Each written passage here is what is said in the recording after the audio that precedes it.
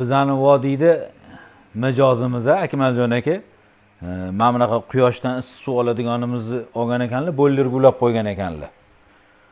Endi muammoyim bor degdilar, biz ularga yechim berdik-da. Muammolari nasos qo'ysam, повесительный qo'ysam, har safar issiq suvdan foydalanganimda yoqib o'chirish muammo. To'g'ridan to'g'ri ishlatib qo'ysam, sovib ketyapti. Kechalari ana o'shanga mana bu narsa yechim bo'lyapti. Mana shu narsani timer deydi, rezetka timer.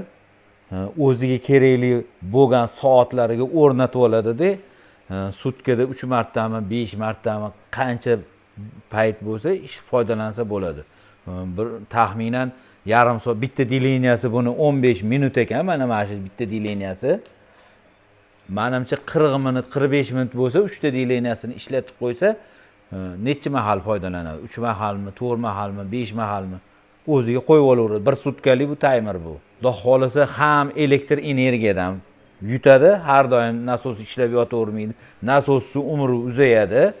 Men bundagi issiq suv kamayib qolmaydi, resirkulyatsiyadagi teplo poteryaning hisobiga. Ana undan keyin 5-inchisi, men bunda agar hozir foydalanayotgan payti 60 gradus bo'lsa, bu foydalanmayotgan payti temperaturasi ko'tarilishga boshlaydi. Kamida 70-80 gradusga ko'tariladi. Issiqroq suv olishga imkoniyat paydo bo'ladi. Xudo xolasa qiziqqanlarga va quyoshdan tekinga issiq suv olaman deganlarga jo'natib qo'yasizlar.